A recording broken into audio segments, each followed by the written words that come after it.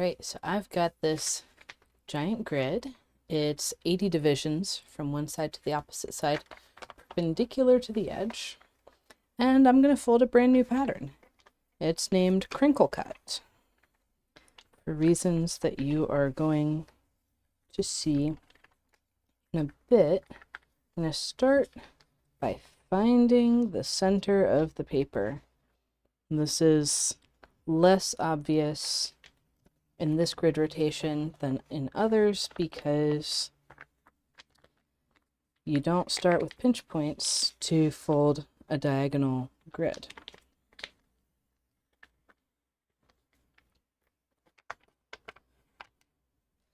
Oh, and I don't know if you guys can see it, but there's this teeny tiny stripe, and that's where there was a bug on my desk that met its demise.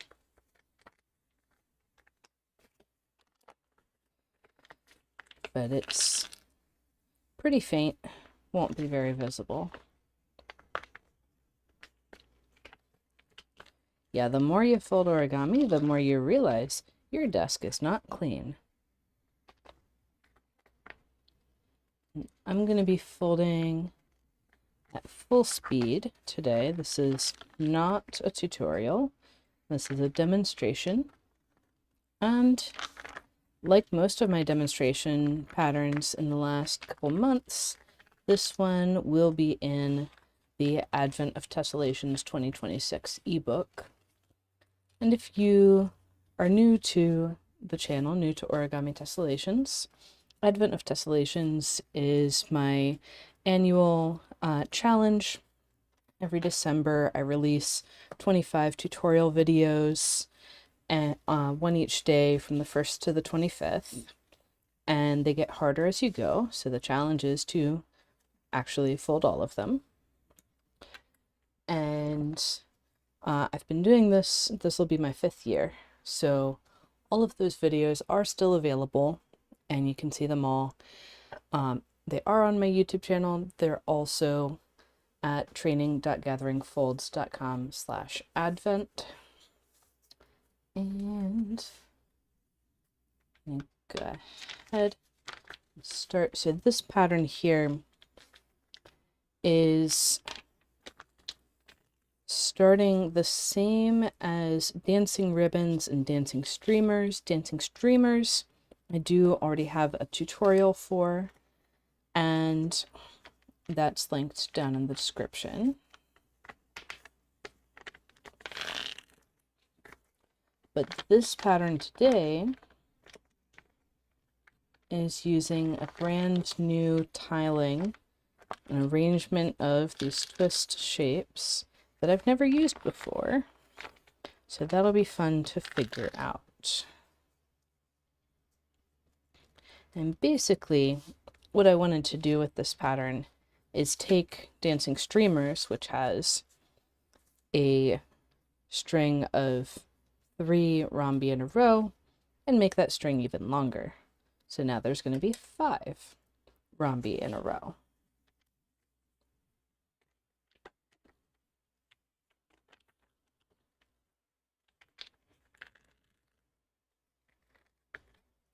And that comes with its own unique challenges. And I'm actually going to be using a move that I've never done in one of my own patterns before.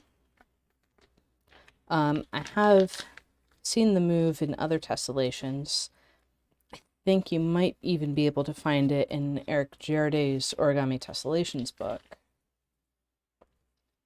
But it's something I haven't had to use in one of my patterns before, but it does still work out, and it was necessary to get all 5 of these rhombus twists in a row.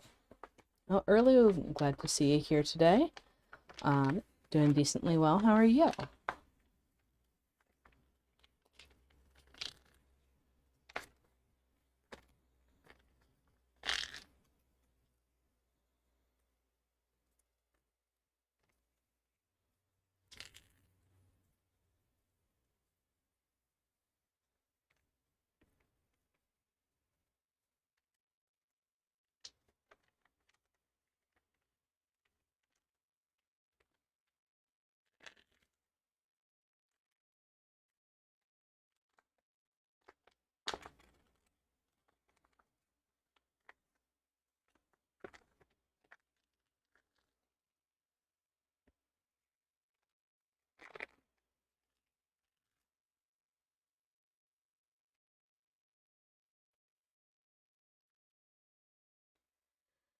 Well, the big news around here is that I got a new pile of wood chips to spread around the house, and I'm starting to add in mulch around all of the bases of the trees. And I'm talking about maybe 10 trees that could use some protection from a weed eater. And I have a couple done already. Like one I did last year. Or no, just this spring. And then my baby fruit trees, my dozen baby fruit trees, all have mulch around them. But I'm working on improving that for all the other trees on the property. And so I updated the mulch on one of my new fruit trees and put new mulch around one of the, or no, the only apple tree that I have. Ooh, discovered a pattern. Oh, yeah, that's a common thing that's gonna happen.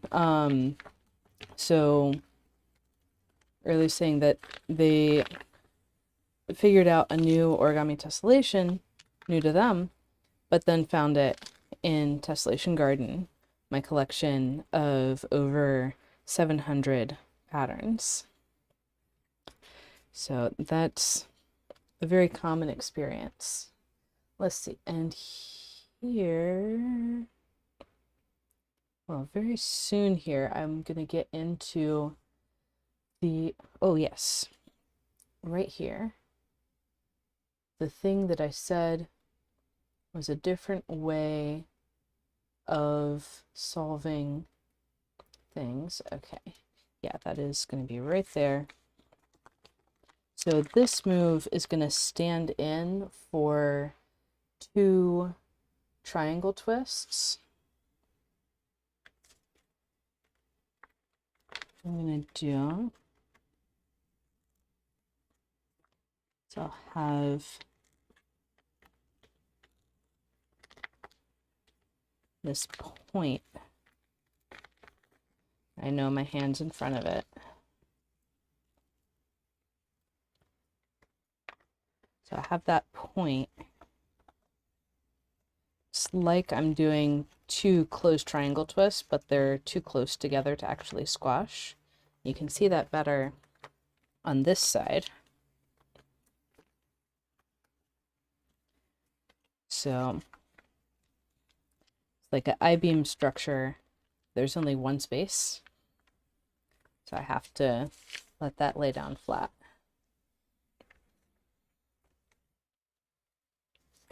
So that's the bonus part that I've never done in a video before.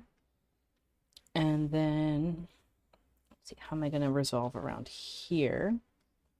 Because that's feeding into another of these guys, but it doesn't quite reach it yet. And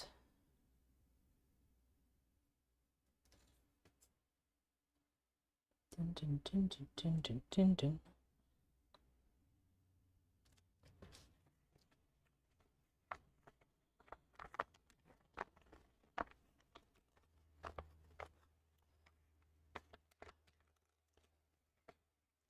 It's actually going to feed into a rhombus twist on the other side. Actually, it's probably going to be easier to do on this side.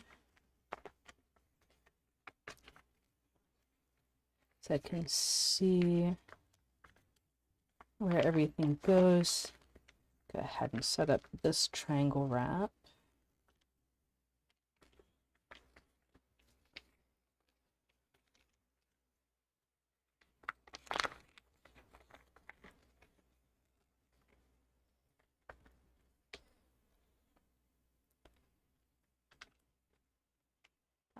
And then the reason why these have to be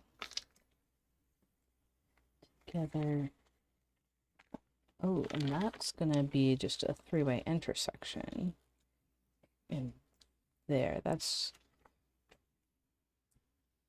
not gonna be a whole rhombus twist right now. So those are all piling up on top of each other.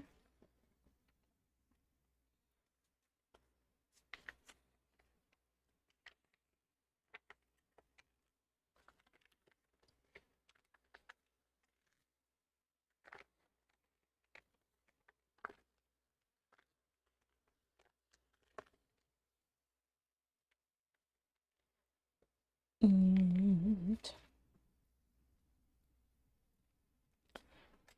that's what I'll be doing all the way around.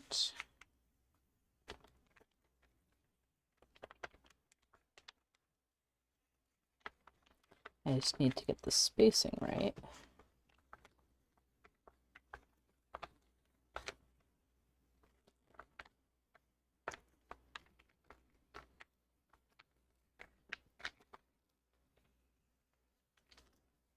But yeah, there's a lot of things in Tessellation Garden already that that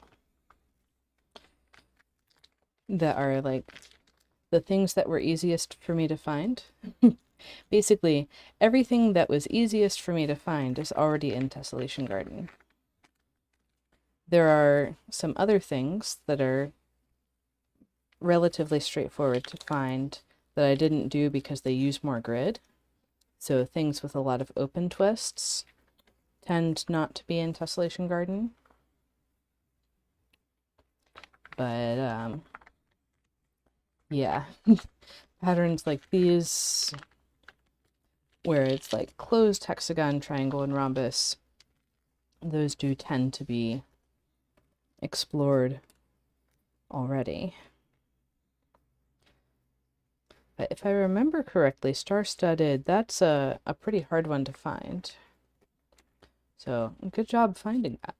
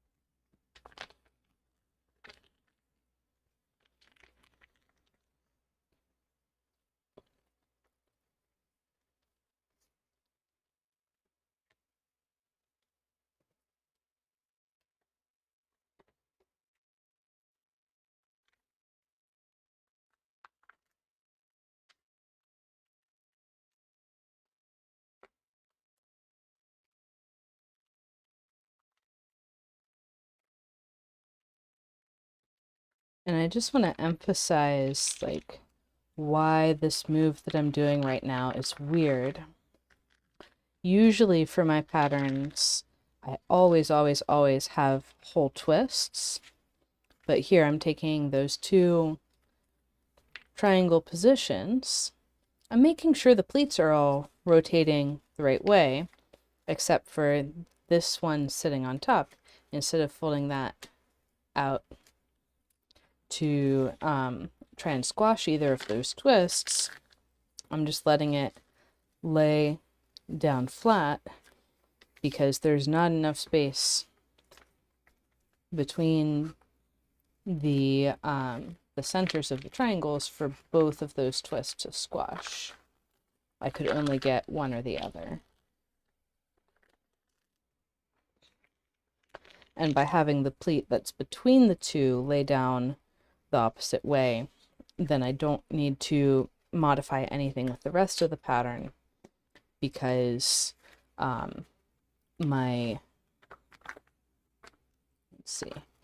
because to lay a three-way intersection down flat, you need at least one of the pleats to go the quote-unquote wrong way relative to the twist. And if I have the one between the two triangles laying down flat, then the other pleats coming out of those triangles get to stay how they were originally going to be if it was squashed as a twist.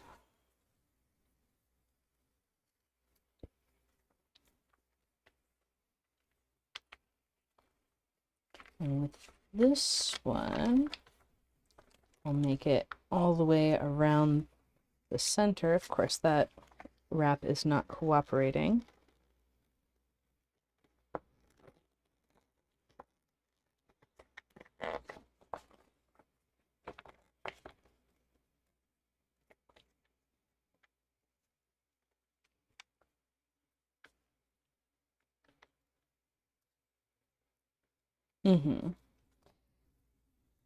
Yeah, so earlier saying that almost all the basic shape, well, I'm gonna say the using the basic shapes in ways that repeat quickly.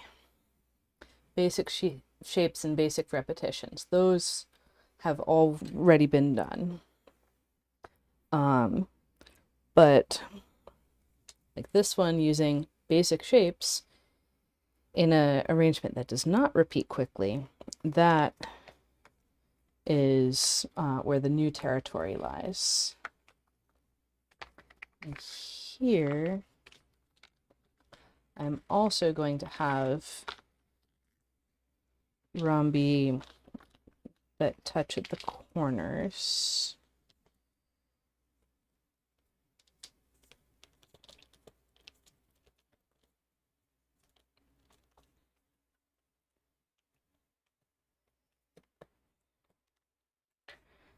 I just need to figure out exactly how I'm putting those into place. Oh yeah, that leads directly into the next one.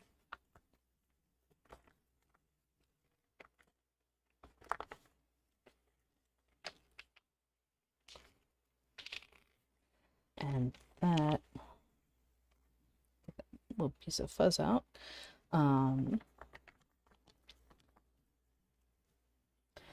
That's going to go into compound wrap.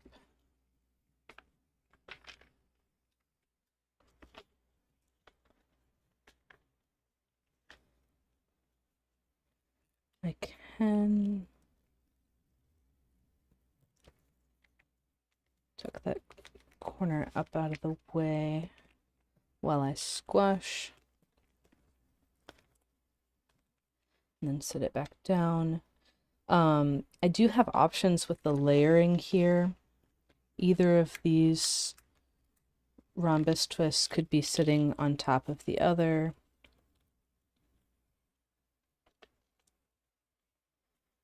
But I don't think I can, well, actually I can lift that layer. I can't lift both layers though. So I'm going to leave it like this. That looks relatively symmetric for my purposes. Oh yeah, yeah, definitely still interesting to discover the complex things.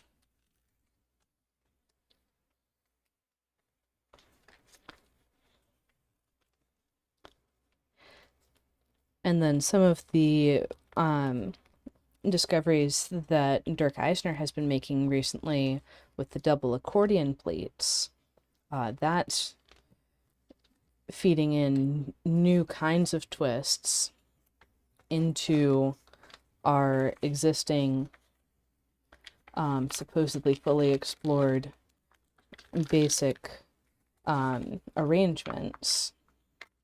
And so we're getting even more options that we didn't have before for these basic ways of repeating the shapes.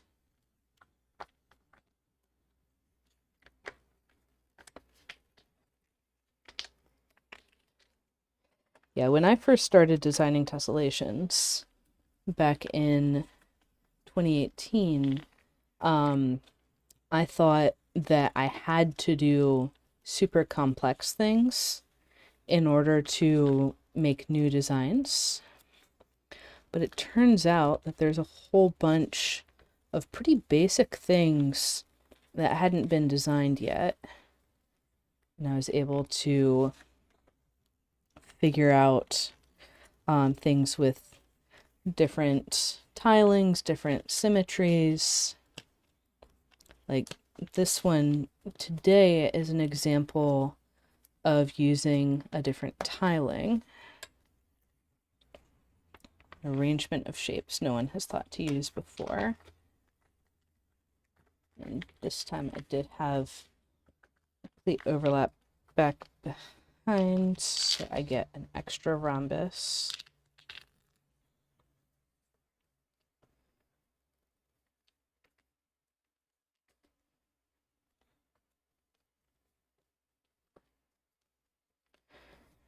And I mean, like you're seeing me do right now, more complex patterns doesn't necessarily mean super hard to fold.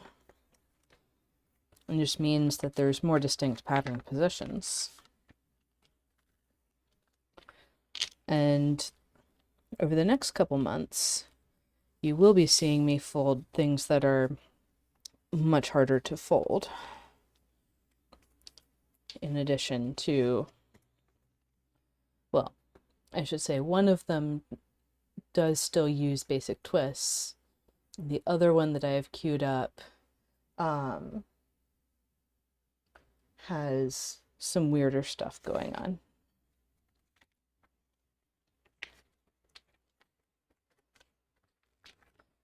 So, yeah. I've already scheduled the next like 2 months of live streams, or almost 2 months. I've already planned the ones through the end of the year. And it's going to be a fun time.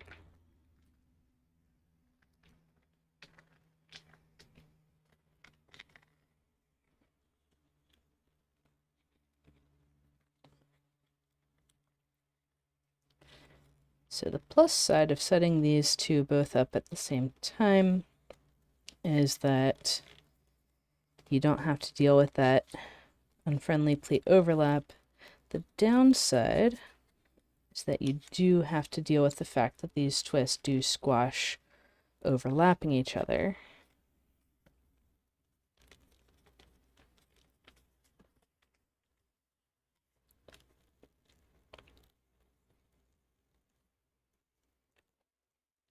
And that layer, those extra layers can make for a funky squashing surface.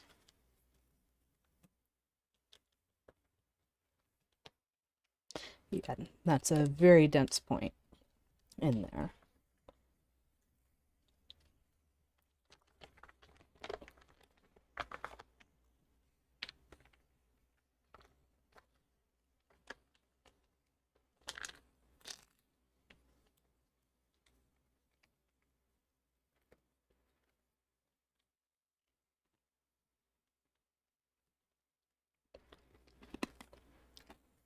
There's probably something I could do to make that less dense.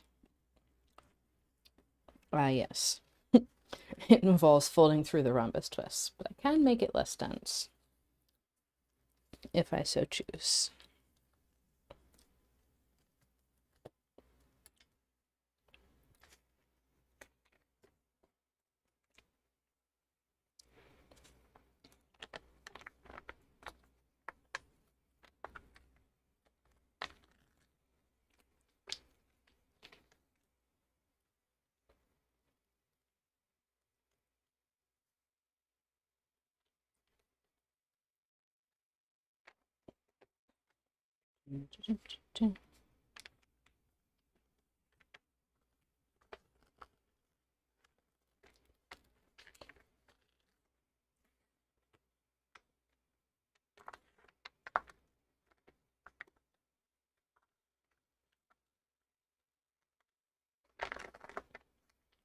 And we're almost to a point where we have all of the symmetry positions for the pattern on the paper.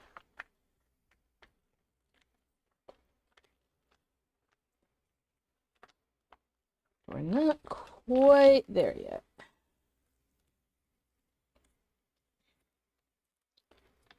We have all of the symmetry positions that are inside of twists.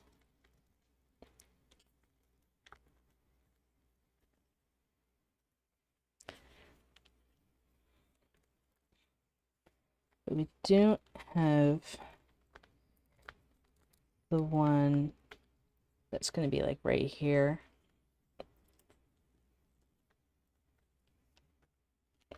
In between these rhombus twists on the back.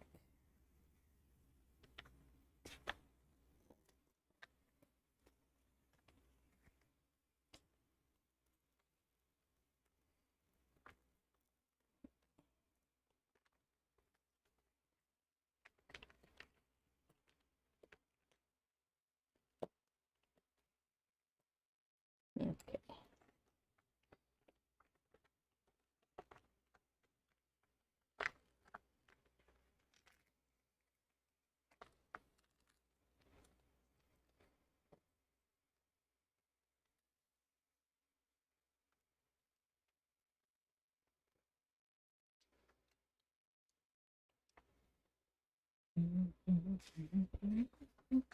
Actually, I'm going to check and see if I rearrange this point to have less overlappiness, fewer layers. What does that do on the other side? Okay. Oh, okay. It takes this point that was raised up and makes it a negative space.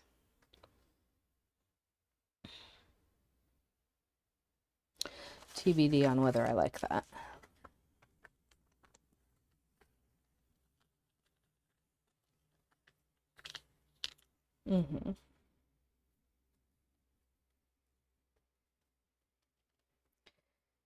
Yeah. Yeah, if I remember correctly, star-studded has like overlapping rhombus twist corners.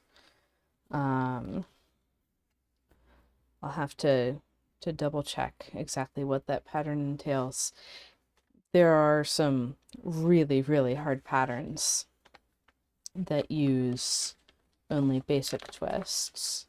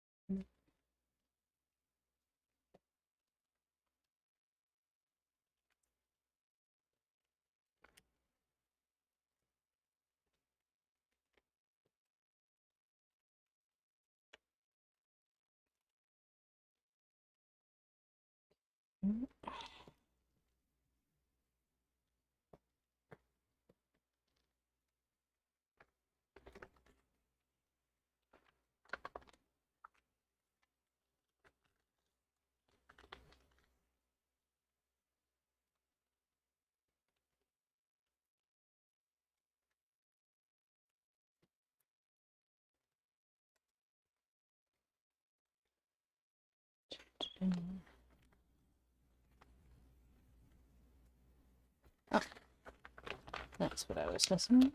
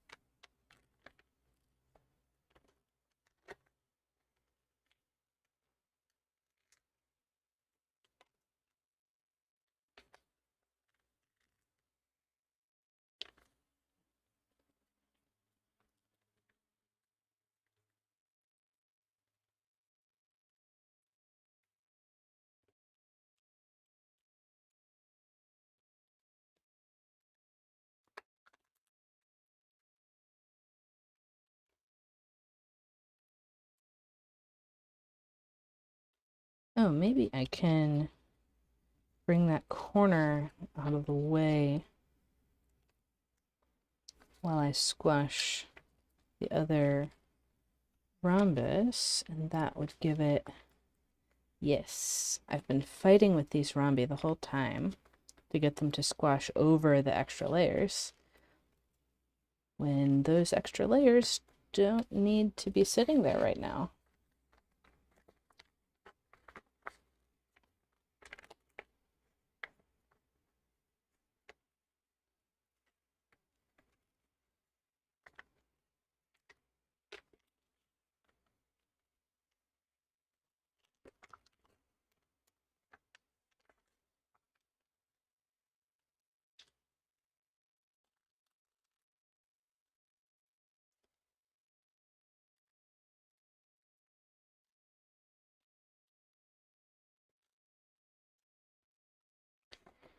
And 2 more rhombus twists for this ring around the center.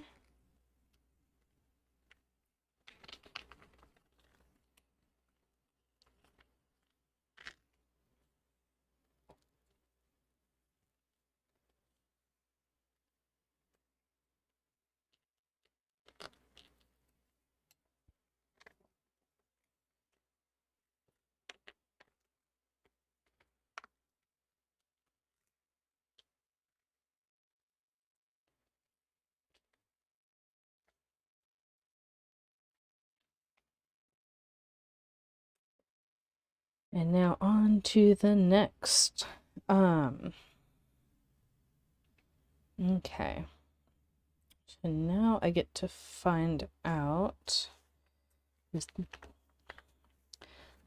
is going to be that same overlappy thing. So that's my position of 3-fold rotational symmetry in the pattern. I can read off of here, I'm going to have 2 spaces between these corners. The question is,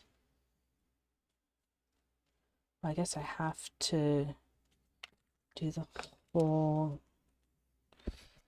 rhombus now, or do I?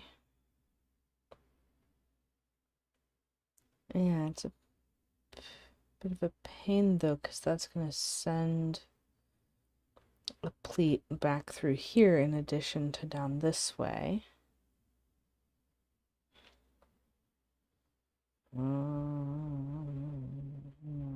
But if I do this rhombus first,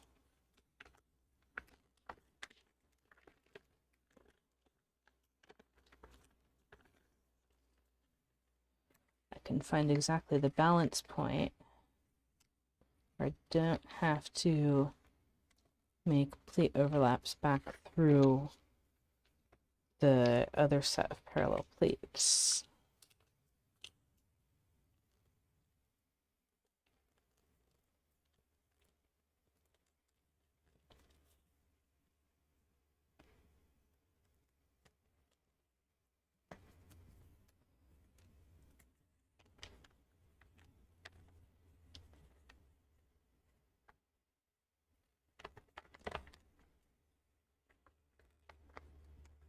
Uh-huh.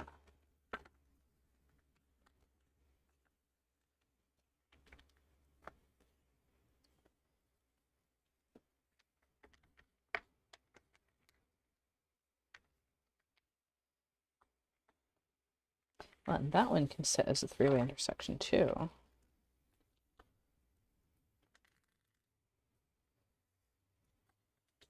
There we go. When I come back around, I'll probably finish those.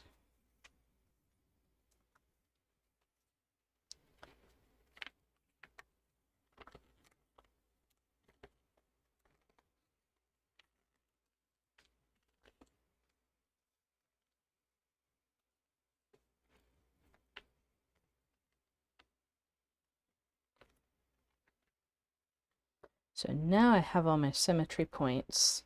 The 3rd rhombus here is a symmetry point, 2-fold symmetry. center of that space is a position of threefold symmetry, and then we have the sixfold position in the middle.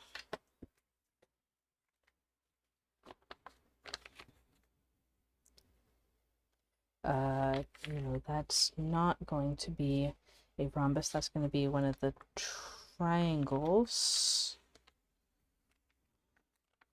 Very tempting to make it another rhombus. But new.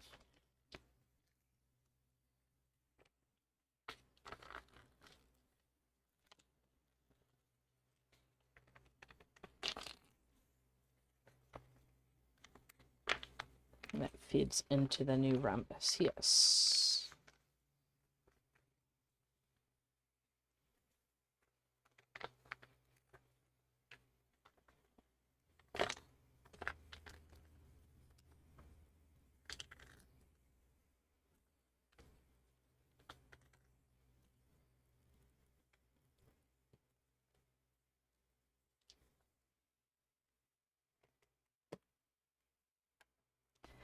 And I am going to be a little pedantic about the symmetry here and lift that rhombus on top so it can be going around the same way.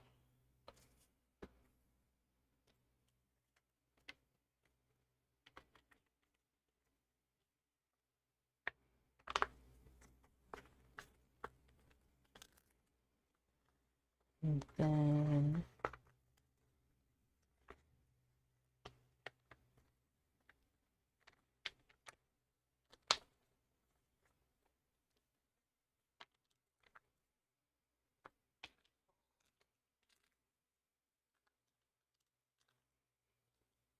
that one's going to stay as a three-way intersection until the next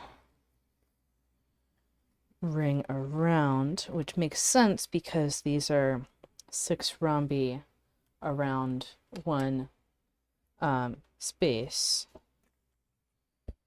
So it makes a star, and it takes 4 layers? Yeah, 4 layers to get across the star.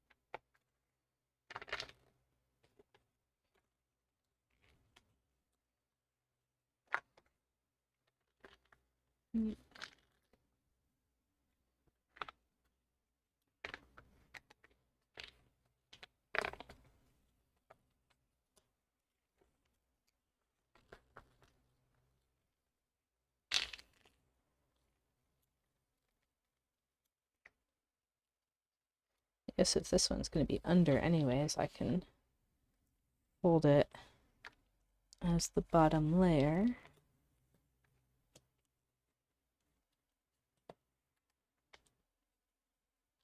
And then put things on top.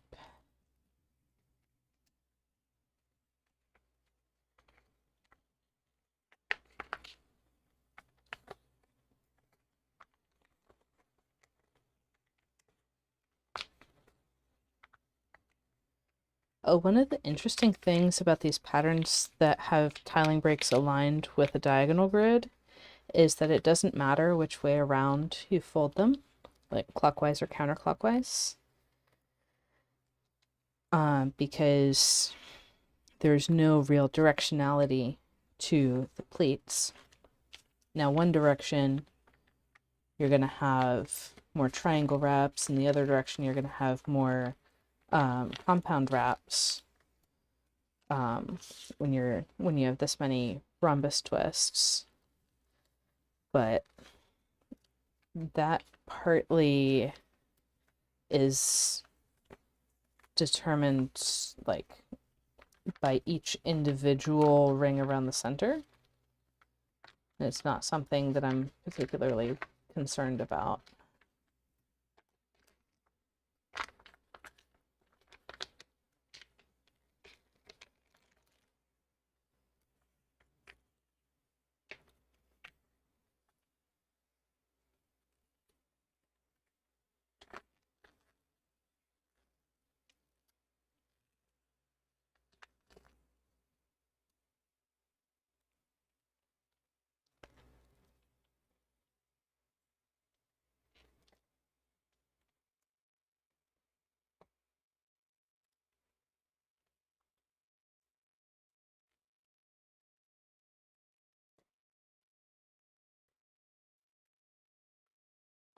And I will say, part of the reason why I'm being stubborn about these laying down over the rhombus corners is because that's how I drew the crease pattern, and I don't want to redraw it.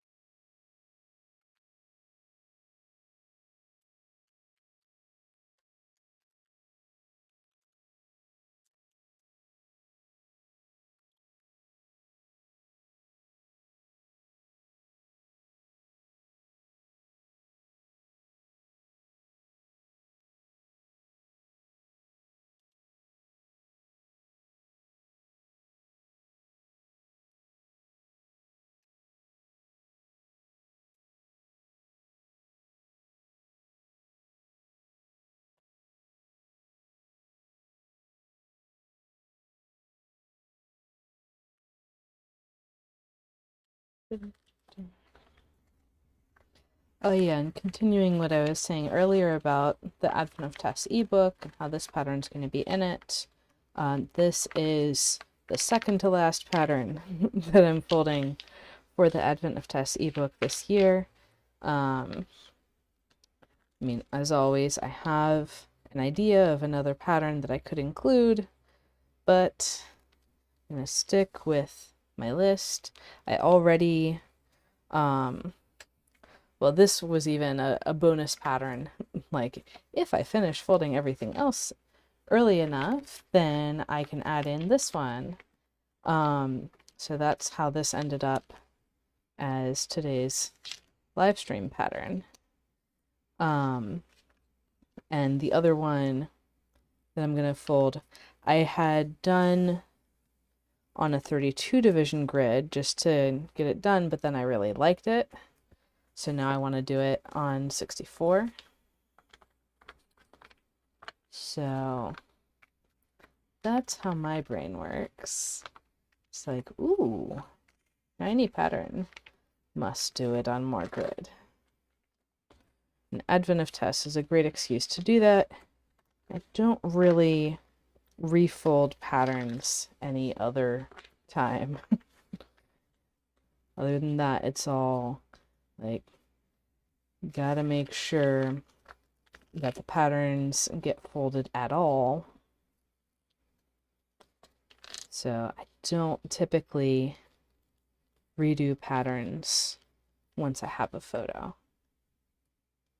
But for things that I really, really like, Advent of Tess gives me the perfect excuse.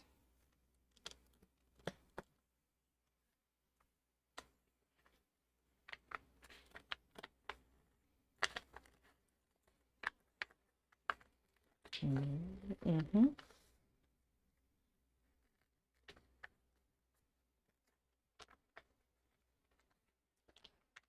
Oh, yeah.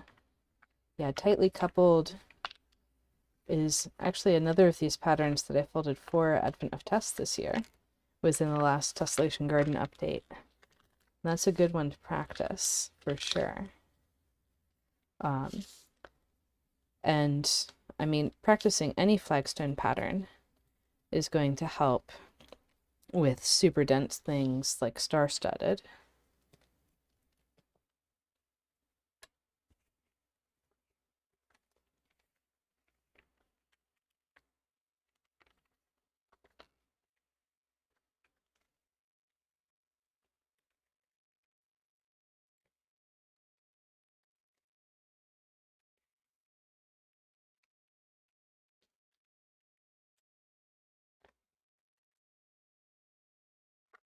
Here we're back to where I started.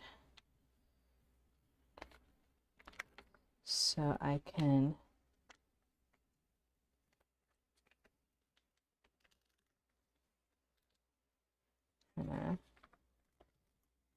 loop that in place.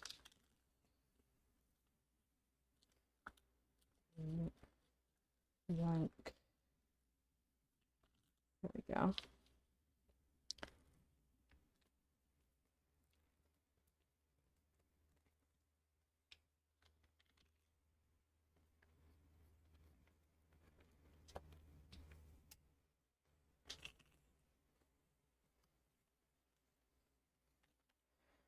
There we go. Another ring around the center completed. And straight onwards into the next. Well, actually, let's take a look at the backlighting. Oh. Light. There we go. That's a nice flower. Star, whatever you want to call it. And then we've got these streamers that are going out. Oh, I named the pattern Crinkle Cut because it does look like crinkle cut vegetables, like fries or carrots or whatever.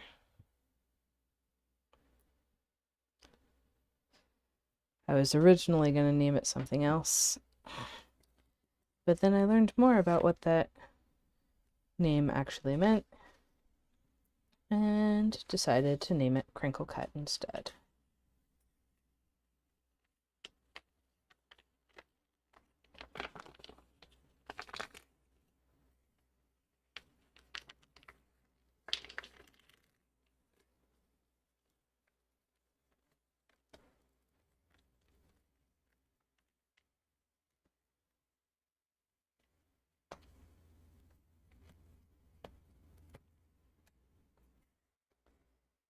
Okay,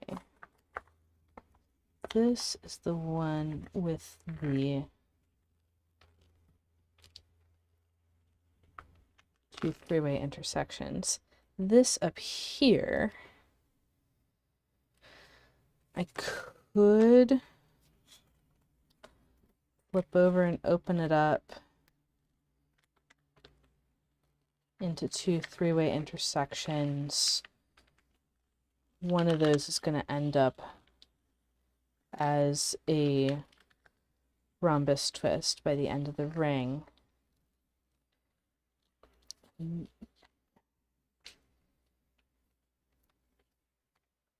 Yeah, that's not an easy situation to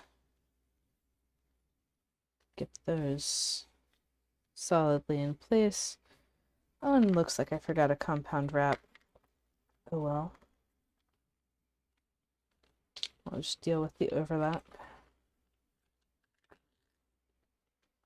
That is 1, 2, 3, 4, 5. That's my 5th rhombus. So end of the string of rhombi.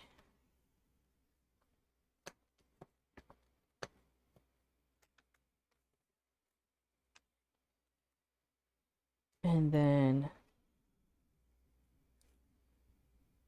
here, oh, it's actually on this side because end of the string That goes to, okay, triangle and rhombus.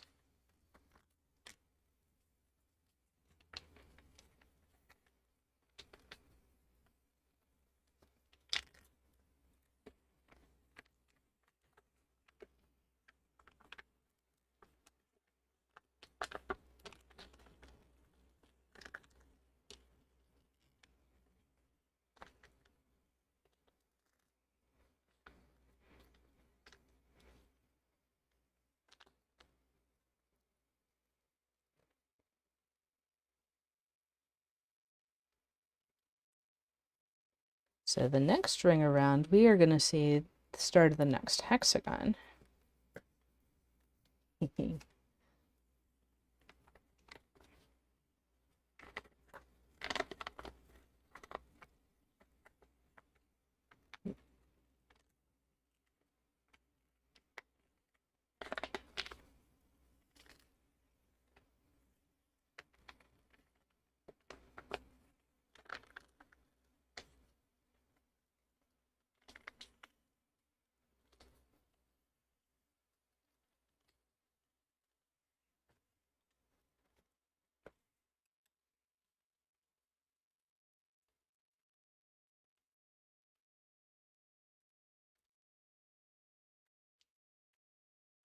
Okay, and here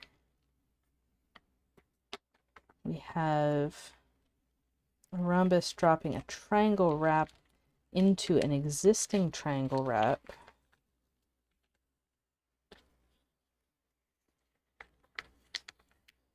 A partial rhombus. That's going to be a three-way intersection. And then that can turn into a full rhombus twist back here.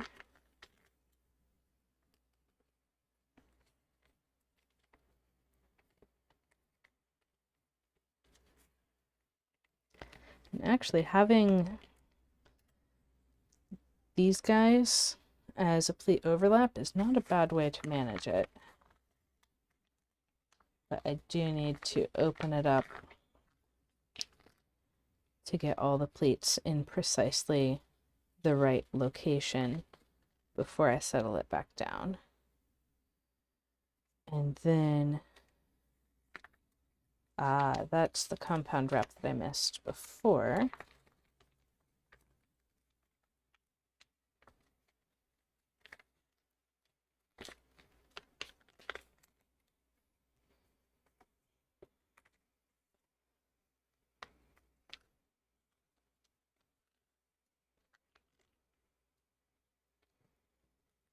It's one of the fun parts about these kind of long string of stuff patterns. You get out to the end of the strings and then suddenly the next one kind of appears. Also, you can see more of the star structure in here.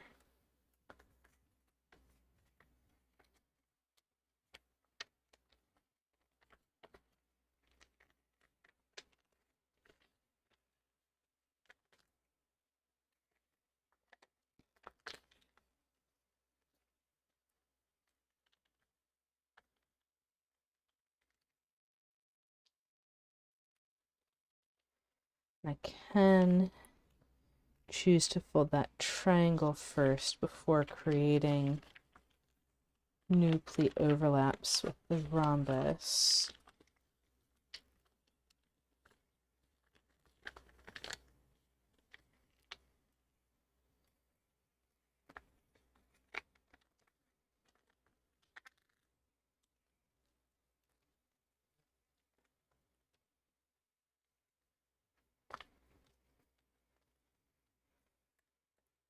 And then another rhombus.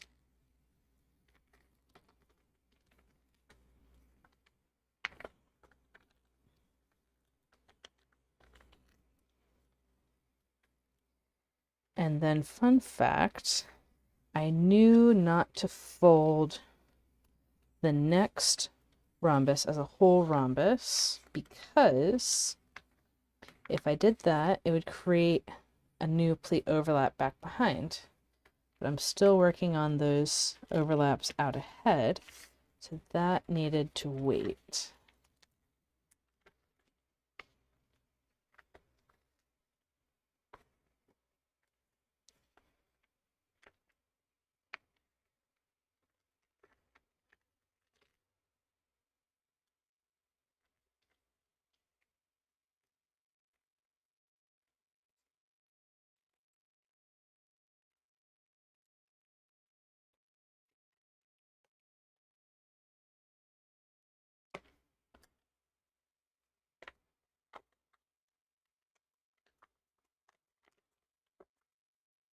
And this is the point to do the compound wrap, and then rearrange stuff in here.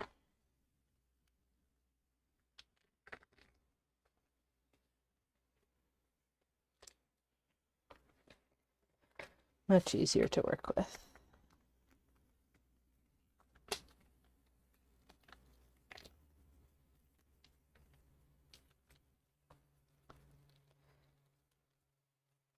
But yes, this is starting to become something of a norm in these demonstration patterns, partly fueled by I'm using the demonstration pattern videos as an excuse to do more complicated things. We're hitting the 1 hour mark without seeing repeats of the center.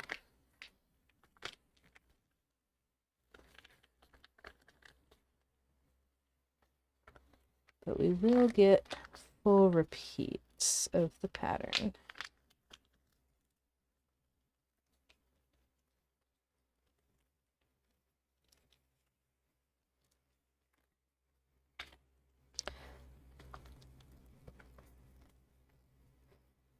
And what I was just doing, reaching under there, was tucking that really, really dense point back into place because it had swung out and was not sitting flat. So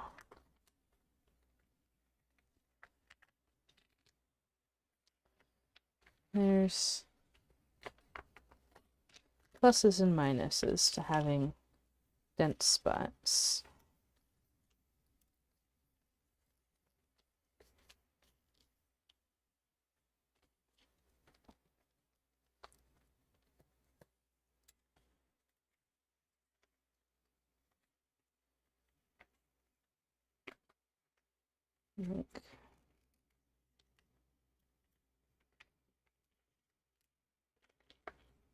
And this move I could just as well do by flipping over and doing the rhombus twist on this side and having a triangle wrap behind it. It's kind of half dozen one, six the other.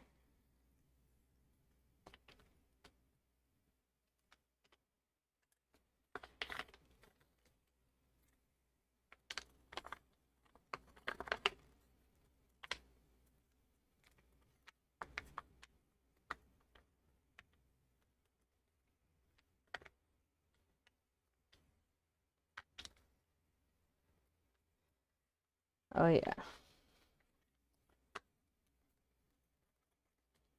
Yeah, most of my streams, like the tutorials, and when I'm just talking about something, I aim to keep those under an hour. But these demonstrations go a bit long.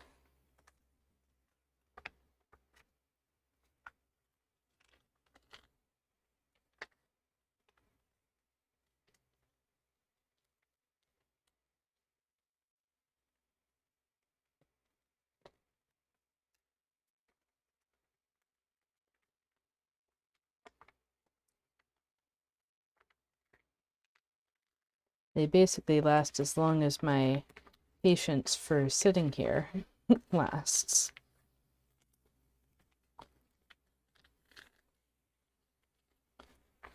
which I will say is longer with someone to talk to. So thanks for coming.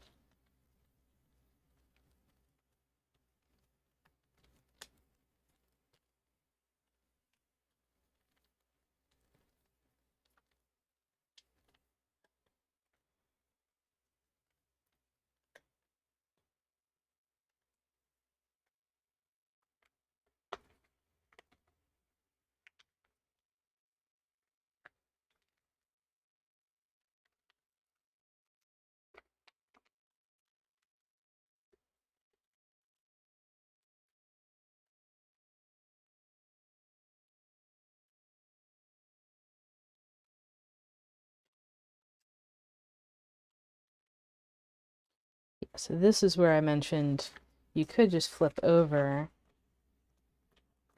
and set up the next rhombus with a triangle wrap, which does go nice and smooth. And then your rhombus is already set up for squashing.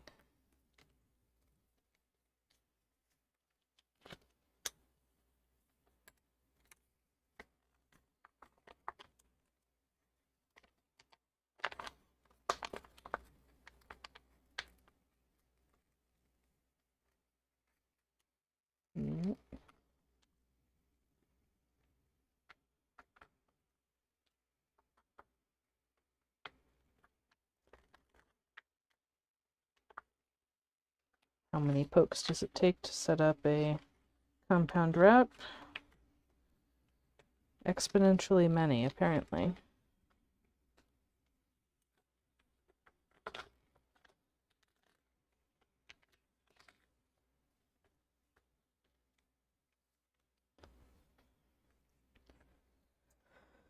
Okay.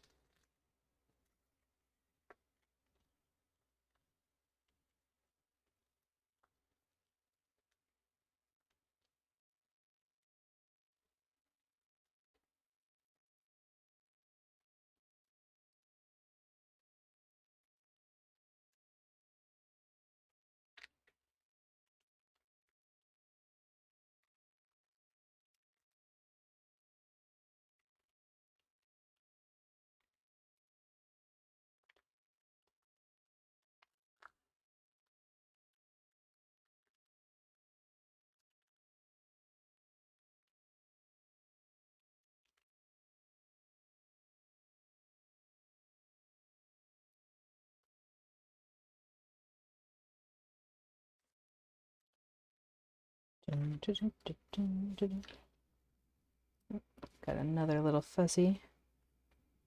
We got new towels, and now we have fuzzies everywhere.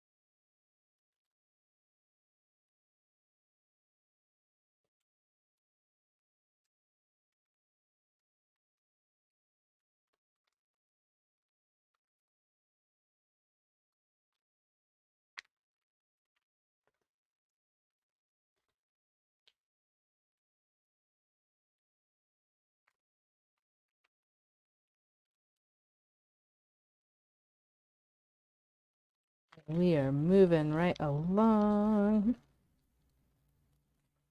These are where I started this ring around the center.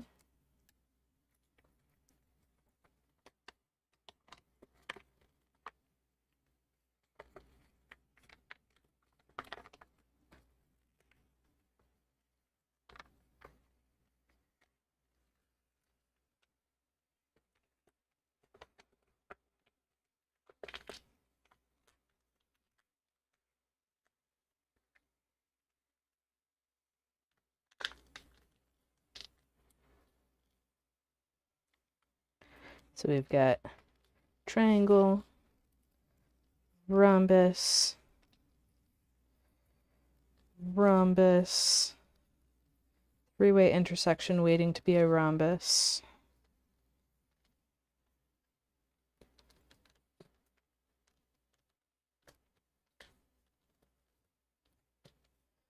And that's that ring around the center.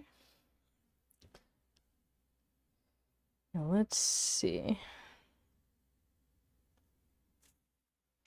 what the backlighting looks like. Okay. We're getting there. Getting there. It's more floral than I thought it would be on the back. And then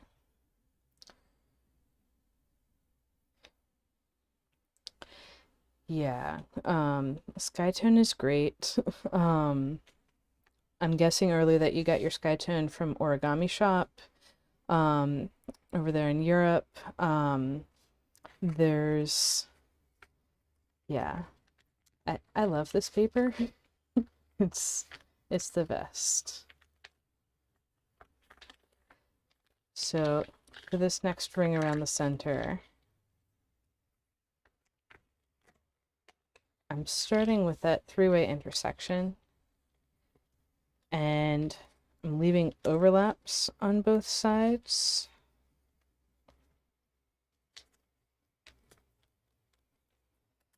And if I look over here at the equivalent position of this overlap that I just did, I do have stuff I could do there, but I'm gonna go ahead and do this next rhombus first.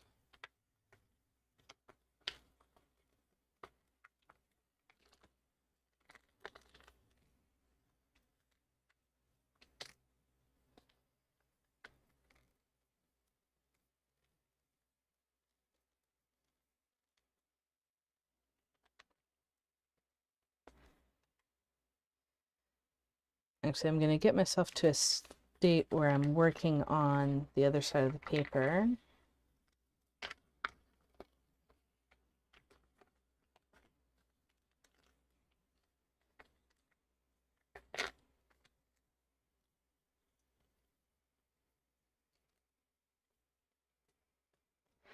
And here, as tempting as it is to fold my fifth rhombus, I'm going to hold off because that would cause more overlaps back this way. And now that hexagon's on the back, of course I'm not going to get the full hexagon. Let's see, so I've got these two down. These are going to be three-way intersections, 2 spaces apart, one of which is going to become a future rhombus.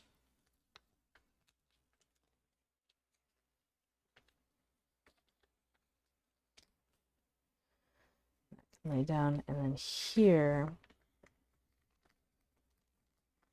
I'm going to put in a half hexagon tube, so we get to see where the repeat of the center is in this ring, but not the whole thing.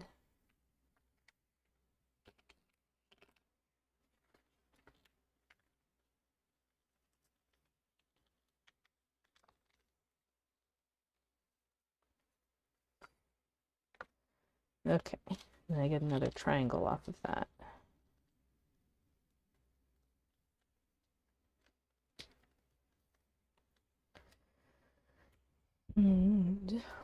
Time for some water.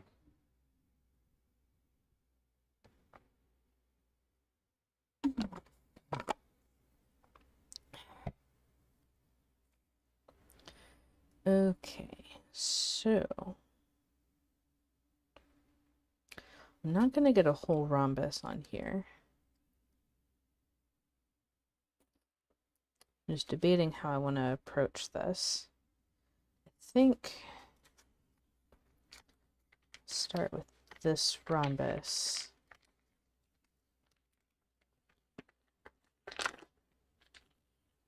That was the three-way intersection going into dense stuff on the other side.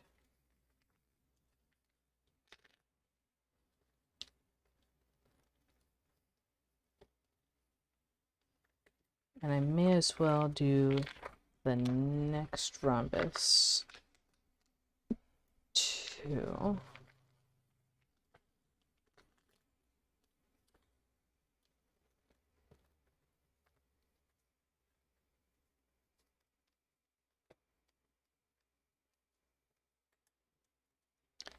And even get all the way to just before that hexagon.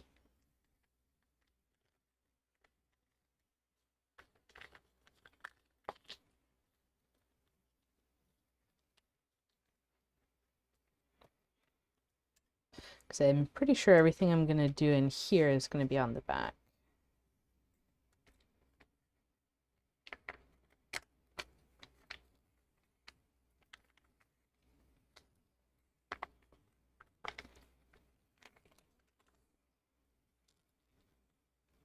I've got those intersections 2 spaces apart. Where that hits.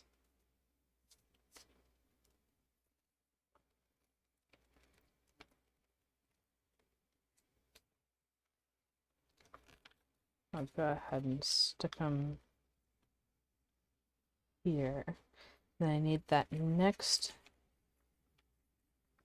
intersection right away.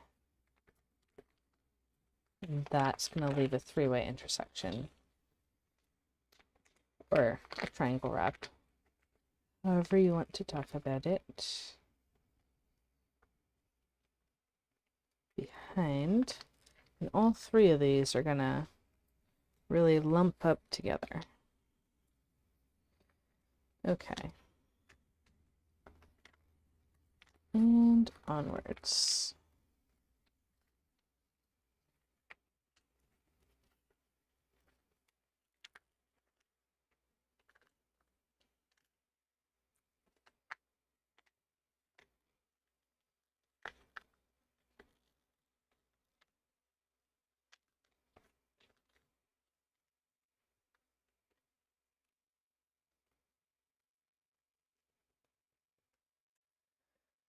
Okay.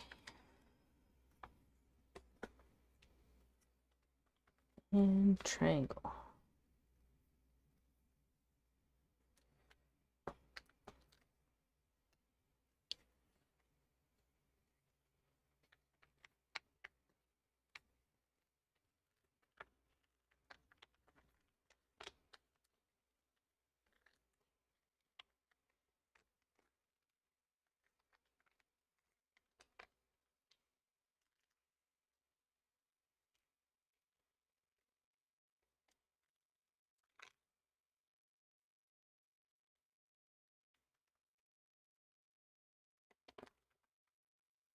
So I guess in a sense I'm starting towards the middle of the set of parallel pleats and working towards the ends, which feeds into what I was saying earlier about the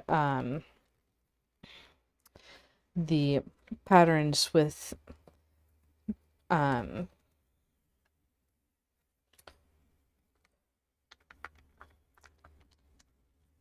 tiling breaks perpendicular to the grid lines, being easier to work with because you can go either way around.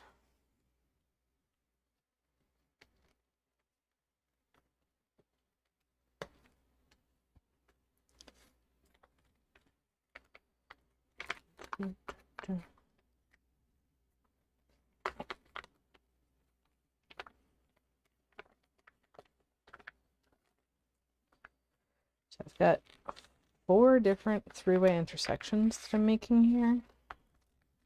It's a little nuts. Let's try this time putting the one that's going to be a rhombus on top. Actually go back and lift that up over here too.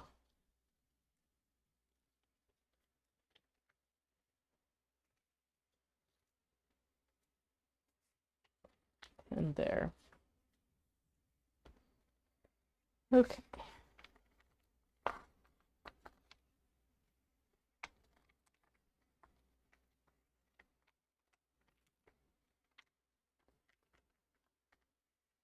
Mm-hmm.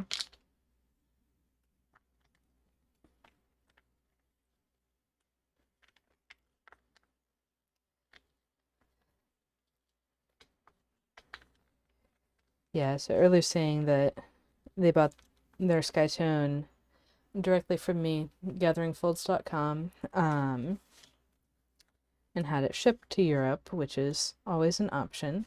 And actually, that's still the only way to get rectangles. But yes, I do write everybody's name inside the package. So that's a little extra special touch that you get when you order directly.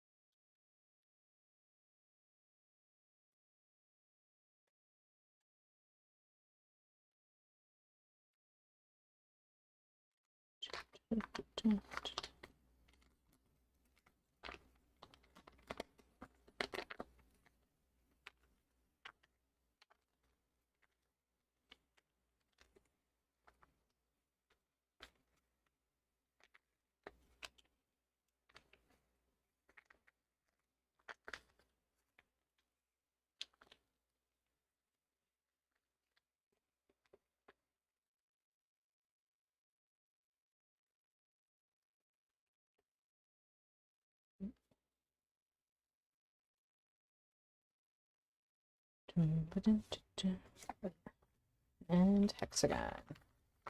Half hexagon.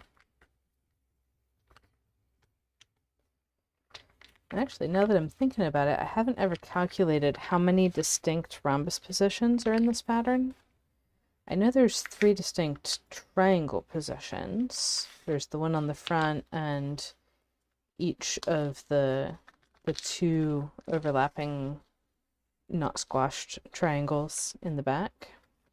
But then for the rhombus positions, there's the left and right-handed on the back, and then there would be center, the one touching a triangle, and the other one on the front. So 5 rhombus positions plus 3 triangle positions and a hexagon position. Definitely a complex structure.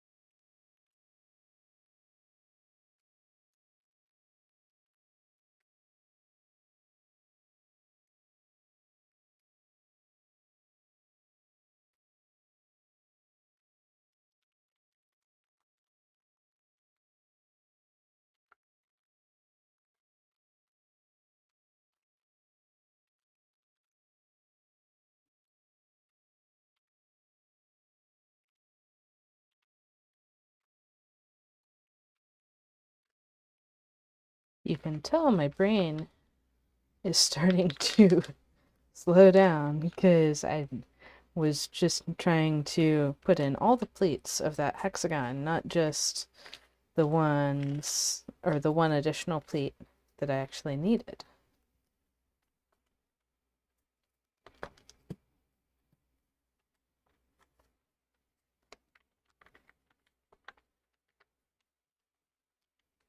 We have one more set of parallel pleats for this ring around the center.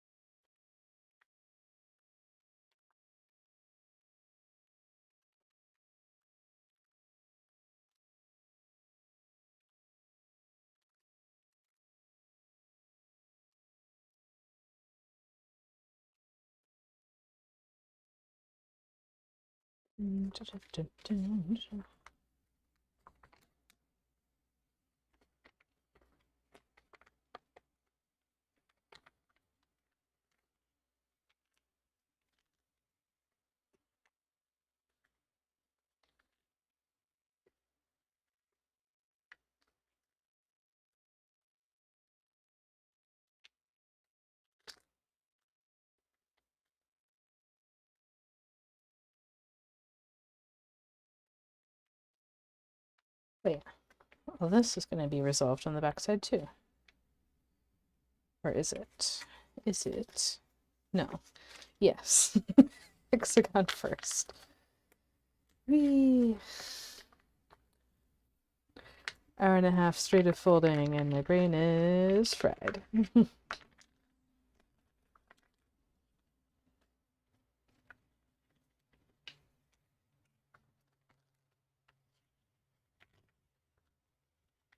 Partly that's because I didn't get enough sleep last night.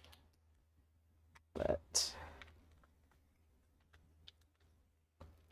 getting there, getting there.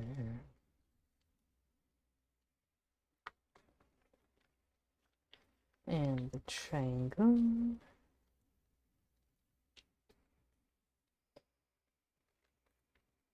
I don't really want to trap that pleat because that's going to three-way intersection, and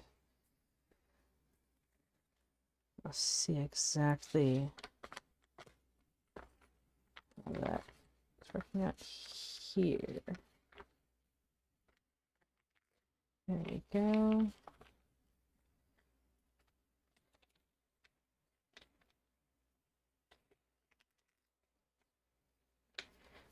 that, we have made it all the way around this set of parallel pleats. Woo! Or this ring around the center. Yay. And with the next ring around, I think we'll even finish the other squiggles that we have started. Let's see. Could start here. Could start there. Yeah, because if I do this whole rhombus, then I get overlaps this way too. So I'll start with this rhombus. And like we've seen, that comes with another rhombus on the other side.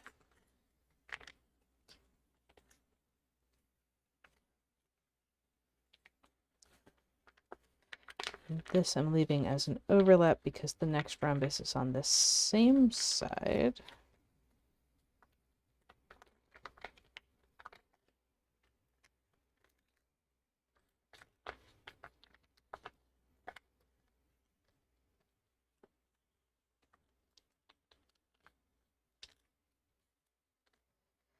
Okay. And I'm going to want this one to be on top eventually, so I'll fold it last. Or, no, I'll fold it first, so that it's easier to put back on top.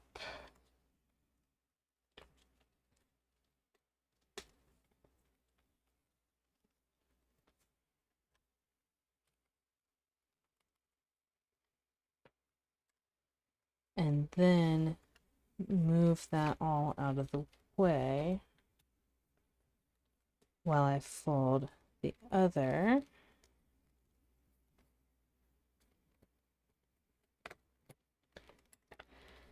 And get that back on top. Bingo.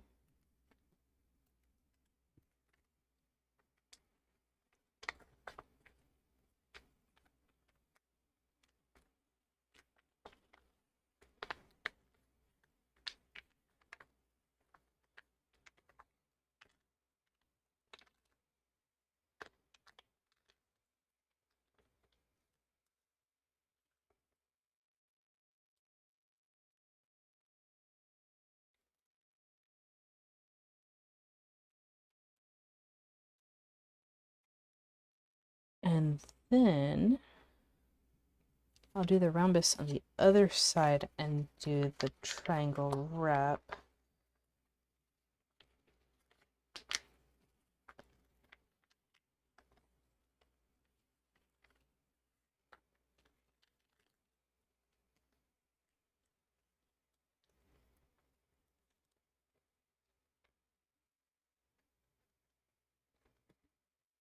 And that is 1, 2, 3, 4, 5. We get a triangle that feeds into the hexagon. I was able to do something a little funky, basically a triangle wrap into the half hexagon tube to add another corner to it, but it went a lot smoother than normal, which is nice.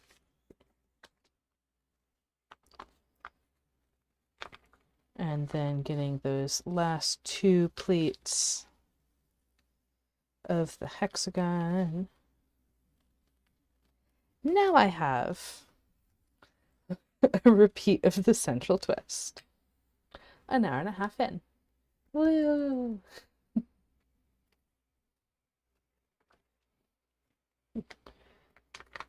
And I'll get a triangle and a rhombus.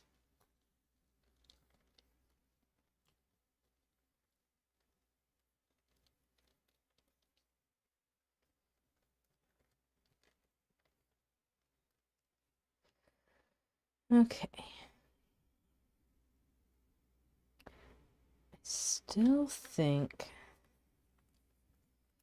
might be easier to start with that three-way intersection.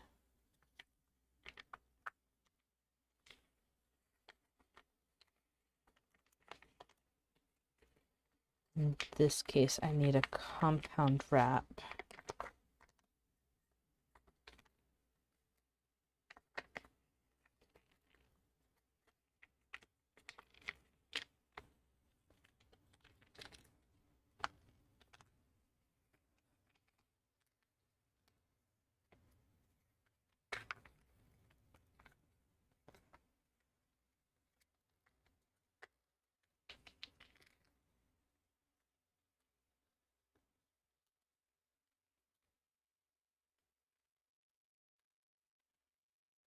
Tucking stuff out of the way while I squash one.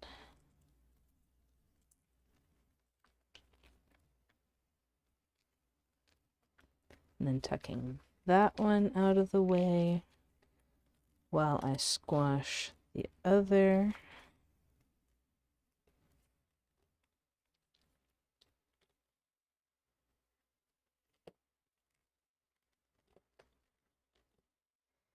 And bringing that corner back in. Now I'm going to remember that wrap.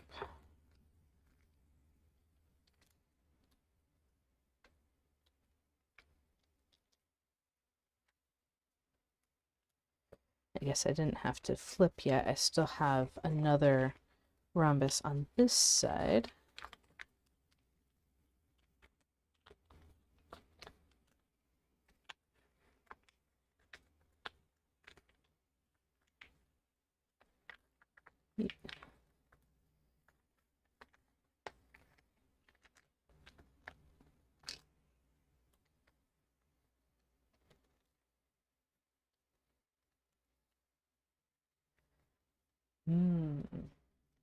Mm-hmm.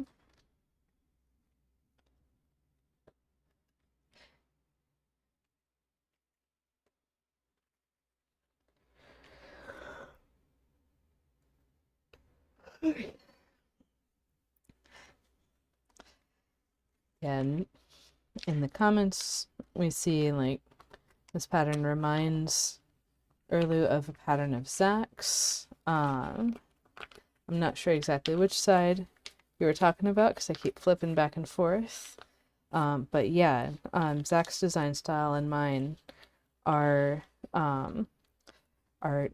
quite similar, although he's been exploring some patterns that I would have loved to come up with, but I'm glad that he was able to figure them out and make them a reality.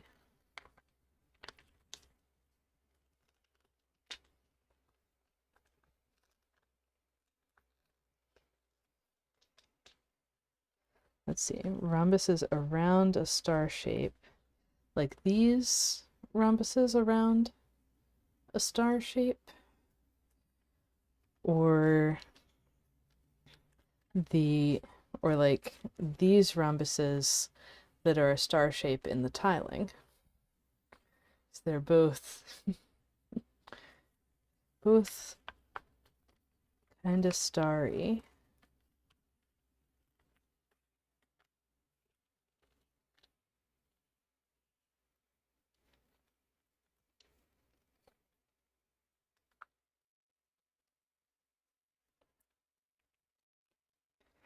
But actually, that brings us back to the beginning.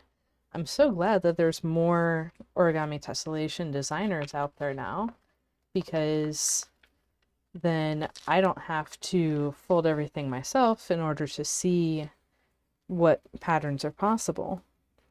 I can kind of relax a bit because other people are taking up the mantle and finding more cool patterns that they like.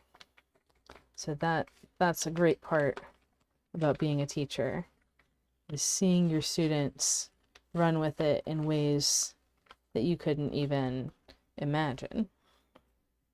let's see. So here I want to fold this rhombus. I want to do a triangle wrap, but because this layer's on top, that triangle wrap won't go. So I'm going to that layer on the bottom. Now go ahead and relayer the rest of these too.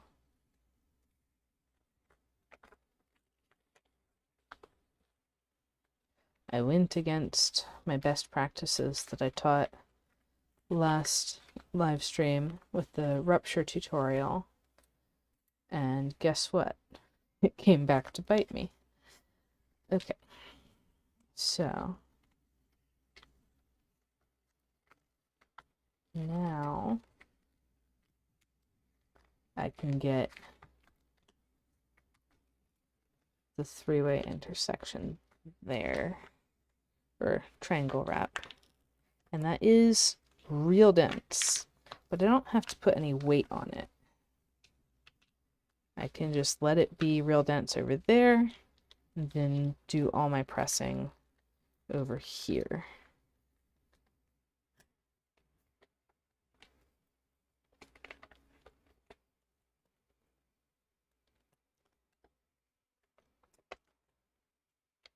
And then pop out, actually that, well, I will continue figuring out what I want to do there, because I'm not quite satisfied with my solution.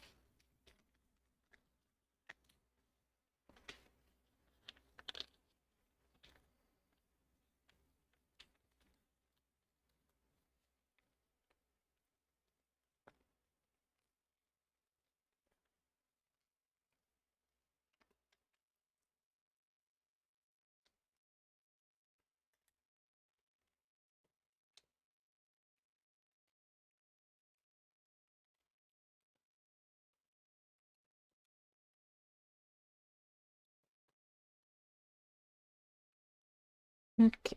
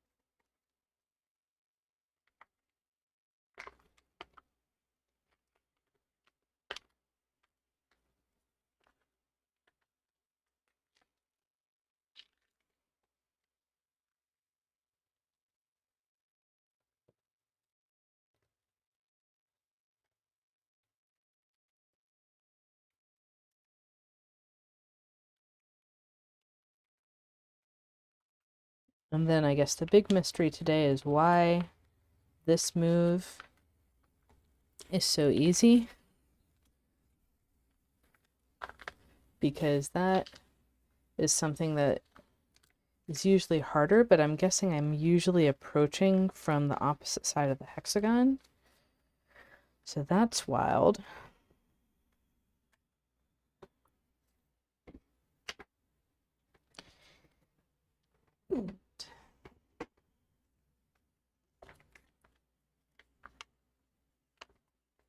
But it works.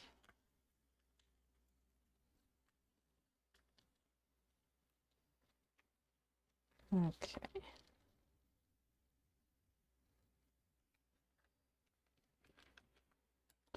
So now, got that triangle and rhombus to resolve that set of parallel pleats. I want to start the next set, and I've got this dense area that I don't really want to send even more pleats into right away. So let's see, what if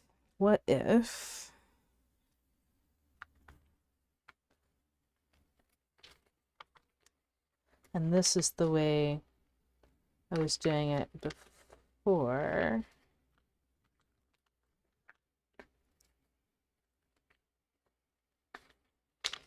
With the compound wrap back behind. I think I do like that better. It's slightly more setup on this step.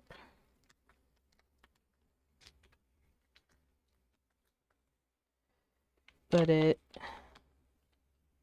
really reduces the layers in here.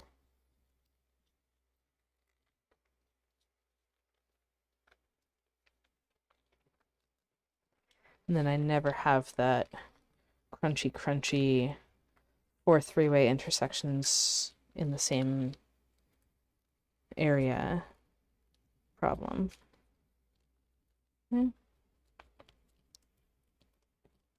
Pretty good solution. And then I can go ahead and do the next rhombus before I flip over.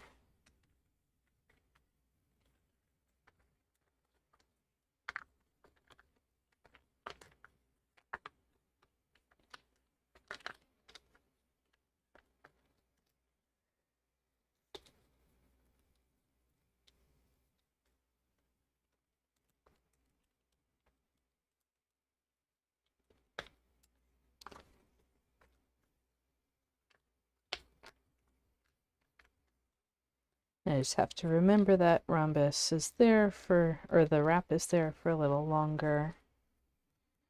I can deal with that.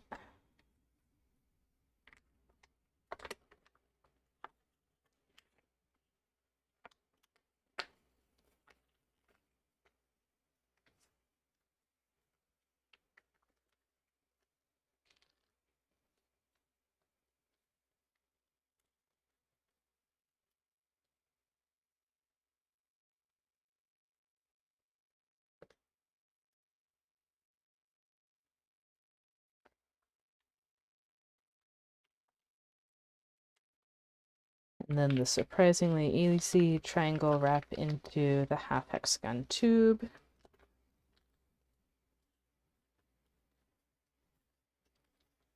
As I set up this triangle twist. So we get to see these very long streamers.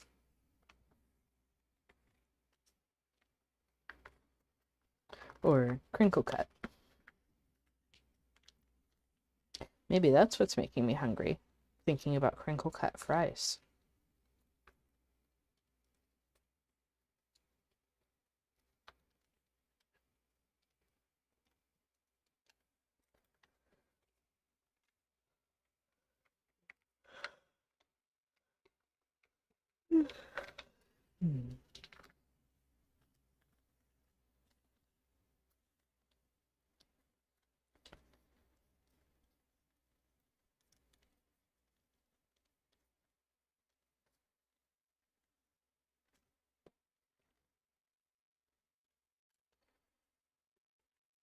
Okay.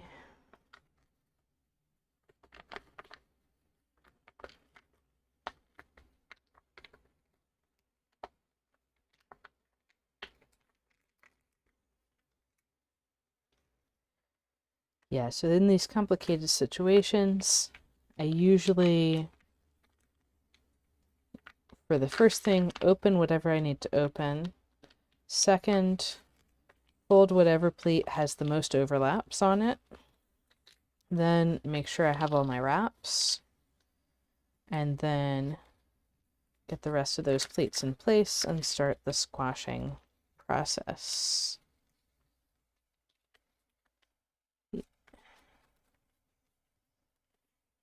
Squash one.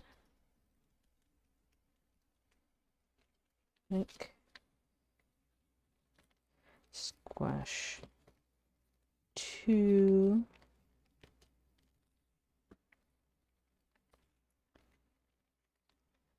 And press.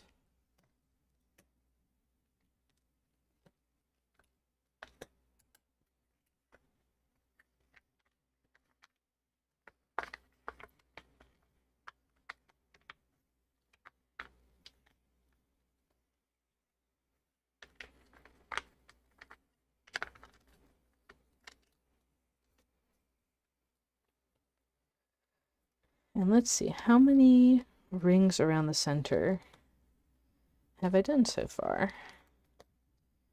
It's a good question. And there is actually a good way to count without remembering where I stopped on each ring. And that is take a set of parallel pleats that's, in this case, fully complete. Both corners have that second rhombus on the string, and count the number of pleats. 1, 2, 3, 4, 5, 6, 7, 8. Okay, so I'm at 8. I'm finishing the 7th ring around the central hexagon. The hexagon has 1 pleat per side, and then each new layer, because I'm doing a single layer around, adds 1 pleat. So 8 pleats per side, 8 layers including the center. So 7 around the center, which is not bad for going on 2 hours.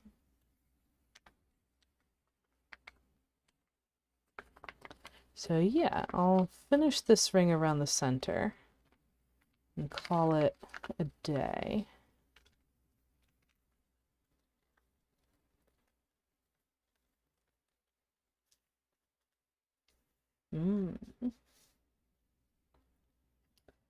I'll have to look up that song. I never knew there was a song, Mr. Crinkle.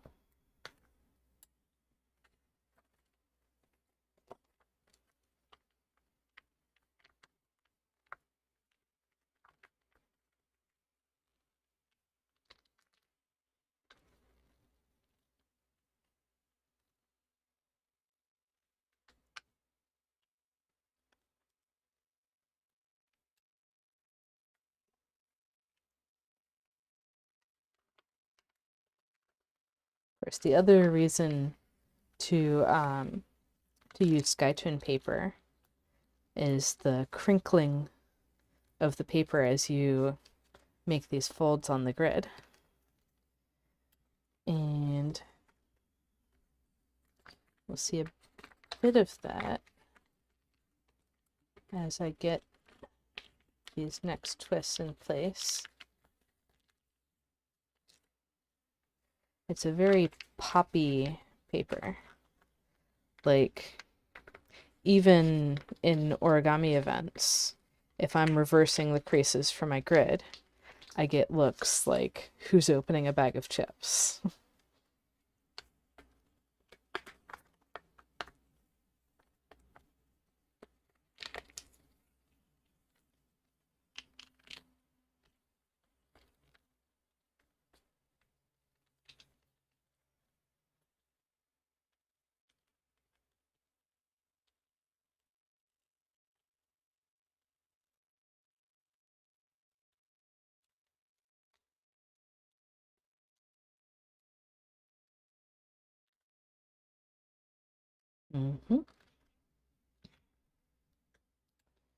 Very satisfying crinkle.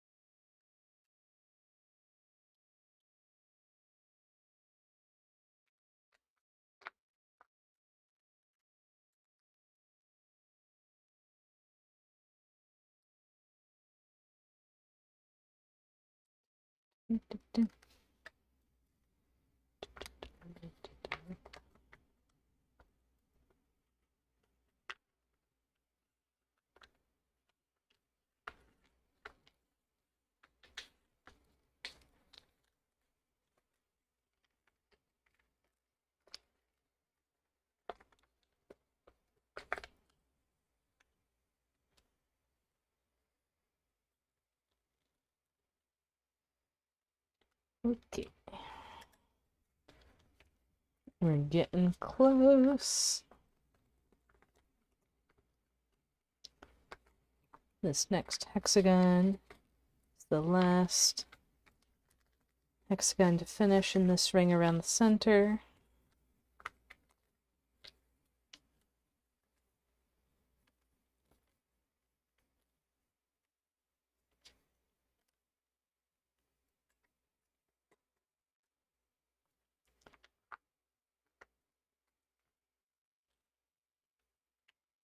And I just noticed I already have these two.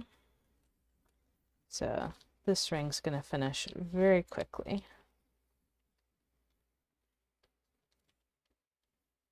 I always make sure to rotate my hexagons all the way around. It's not just best practice, it also has a different appearance in the whole.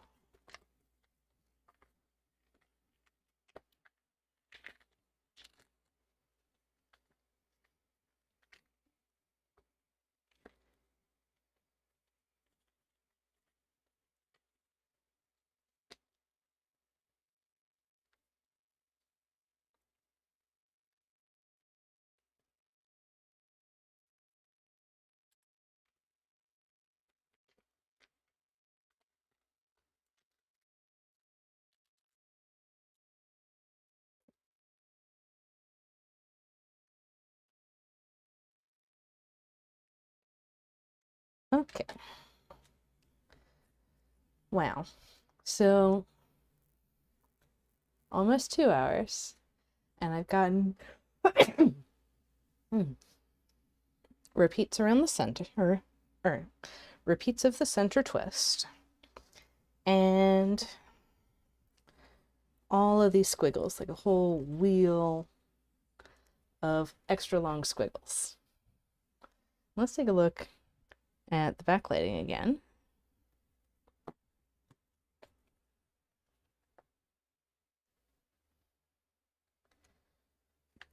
We've got these groups of triangles. So these 4 triangles, and all of the spaces with a single layer of paper are the exact same size. So I wasn't quite anticipating that. And then there's the squiggles. The rhombi, when they're backlit, have that little slit in the middle. That's fun. And then on the back side, it's really floral, a lot more floral than I was anticipating. And it's funny how here on the back side, you don't necessarily see those groups of triangles as much as the 6 around the hexagon. And then there just happens to be one in the middle, and then there's 6 around the next hexagon. So that's interesting, seeing the difference on the 2 sides. So I will definitely have a couple more hours of fun folding the rest of this later today. But that's all I'm going to fold in the live stream. And I hope you all have a great rest of your day. And I will see you next week. And we're going to talk about how to cut out hexagons of paper. This is the important starting point for pretty much all of my tutorials. So happy folding, everyone. And I will see you in the next video.